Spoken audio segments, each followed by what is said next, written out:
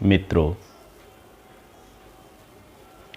थोड़ा और आगे इस विषय पर आज हम प्रकाश डालेंगे। एक सन्यासी एक जंगल में ध्यान कर रहा था।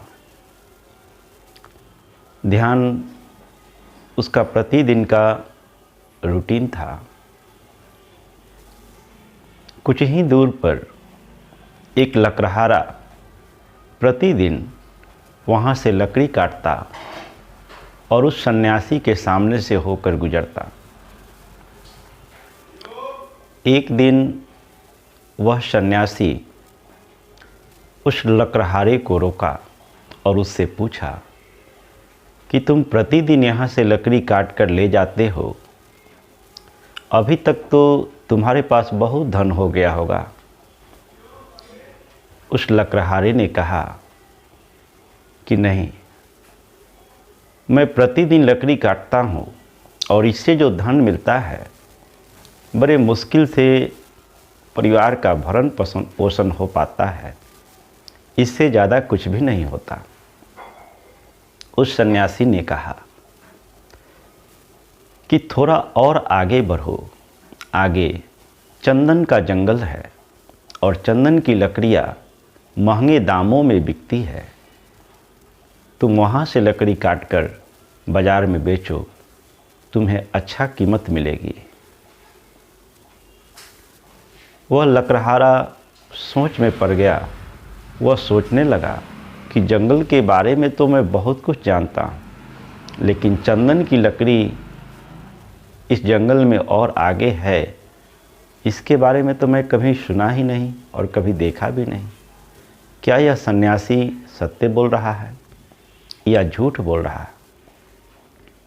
मन में अनेक उसके विचार चल रहे थे। फिर भी उसने विचार किया कि थोड़ा और आगे चलकर देख लेते हैं, हो सके कहीं चंदन का जंगल हो। और उस सन्यासी के कहने के अनुसार वह जंगल की और अंदर की ओर बढ़ा, थोड़ा और आगे गया।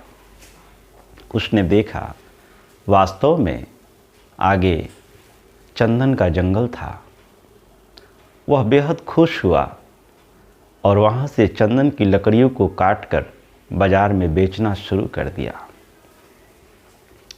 अब एक दिन लकड़ी काटता और उसको बेचकर जो पैसे मिलते, अब वो 4-5 दिन के बाद जब उसका पैसा ख़त्म होता तब वो पुनः लकड़ी काटता। इस तरह से 6 महीना बीत गया। एक दिन वह जब लकड़ी काट कर ला रहा था तो पुनः उसका मुलाकात उस सन्यासी से हुआ। उसने कहा कि अरे, तुम अब भी लकड़ी पे ही अटक गए हो, थोड़ा और आगे बढ़ो।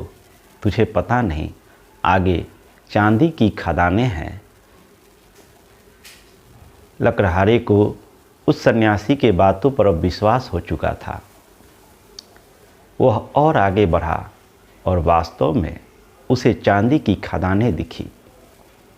वहाँ से वह चांदी भरकर अपने घर ले गया और फिर 6 महीने तक उस जंगल की ओर नहीं आया।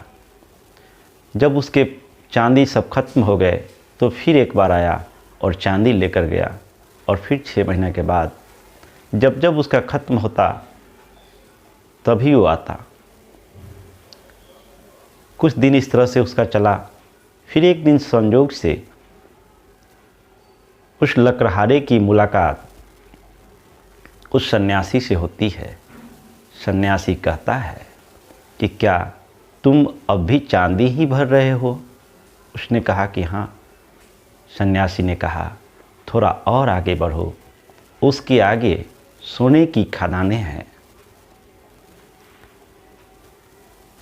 लकड़हारा उस सन्यासी के बात पर विश्वास करते हुए थोड़ा और बढ़ा, आगे बढ़ा। वास्तव में वहाँ सोने की खदानें थी। वहाँ से वह सोना उठाकर लाया, उसको बेचा और उससे जो धन आया उससे अपनी सुविधाओं को बढ़ाया। इस तरह से 4-5 साल बीत गया। अब वो साल में एक बार जाता, सोने भर के लाता और उससे पूरे साल सुख शांति से जीवन गुजारता।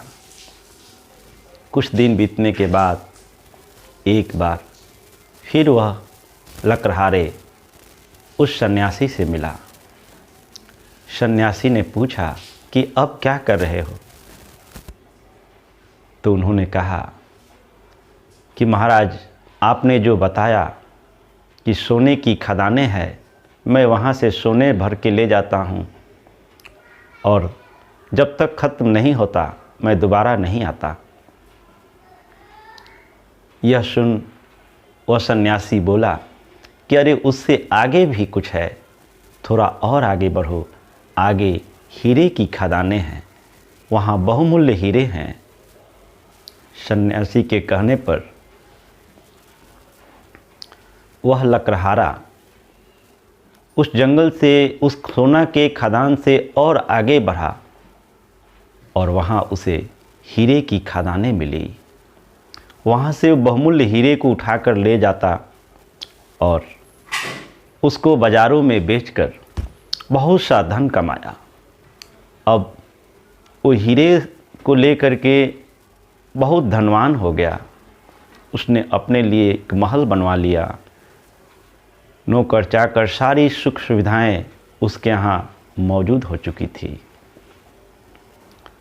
अब वह जंगल आना भूल चुका था। लगभग 60 के ऊपर उसका उम्र हो गया।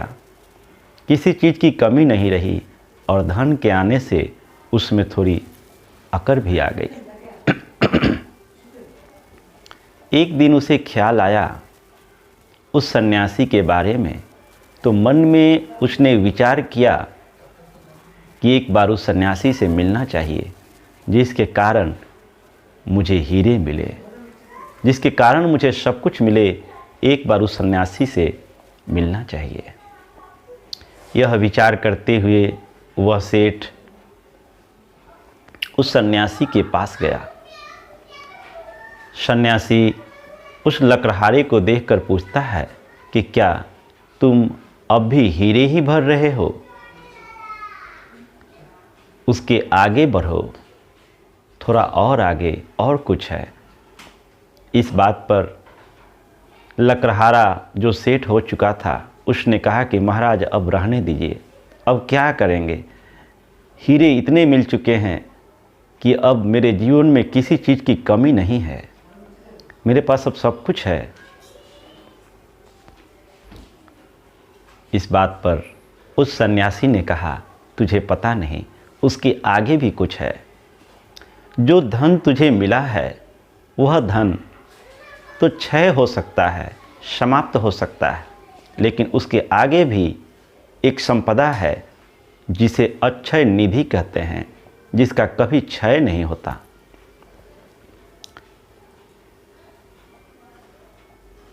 सन्यासी ने कहा, तुम जरा सोचो मेरे बारे में कि चांदी की खदान के बारे में हमें पता था, सोने और हीरे के खदान के बारे में भी मुझे पता है, लेकिन मैं फिर भी यहाँ ध्यान करता हूँ। इन सारी चीज़ों के बारे में पता होते हुए भी मुझे उससे आगे का भी ज्ञात है और तुझे आगे का ज्ञात नहीं है। तुम यहीं अटक गए। अरे आवश्यक है ध्यान की। ध्यान से तुम उस संपदा को पा सकते हो जो कभी समाप्त नहीं हो सकता। जो तुम पाए हो यह तो देर सवेर समाप्त हो जाएगी, लेकिन ध्यान के द्वारा व्यक्ति धर्म को समझ सकता है। और जिस व्यक्ति के जीवन में धर्म आ गया, जिसने धर्म को समझ लिया, तो जीवन में धन हो तो भी न हो तो भी दोनों अवस्थाओं में वह सुखी रह सकता है, शांत रह सकता है, आनंदित रह सकता है। तो आवश्यक है उस संपदा को पाने की जो ध्यान के द्वारा पाया जा सकता है। जो क्षण तुम्हारा बीत गया उसको भूल जाओ, जो सामने है उसके बारे में ख्याल करो। इस बात से लकड़हारा इतना प्रभावित हुआ कि वह लकड़हारा उनके चरणों में गिर पड़ा और उस दिन से ध्यान करना शुरू कर दिया। मित्रों, वास्तव में आपके जीवन के हर पल, हर क्षण यूं ही बीत रहा है। क्षण क्षण क्षण क्षण बीतते जीवन बीतत जाए, क्षण क्षण का उपयोग करो बीता क्षण नहीं आए। बहुत लोग सोचते हैं कि इस पड़ाव में, इस उम्र में हम ध्यान करेंगे, लेकिन पता नहीं वह समय जीवन में आए या न आए, इसका कोई भरोसा नहीं। अतः आवश्यक है जो समय आपके हाथ में है उसका सदुपयोग करें, ध्यान करें। ध्यान के आगे कुछ भी नहीं है। आवश्यक है जहाँ है वहाँ से थोड़ा आगे बढ़ें। इन्हीं शब्दों के साथ आज की वाणी को विराम देंगे। आप सबका मंगल हो, सबका कल्याण हो, सबका भला हो।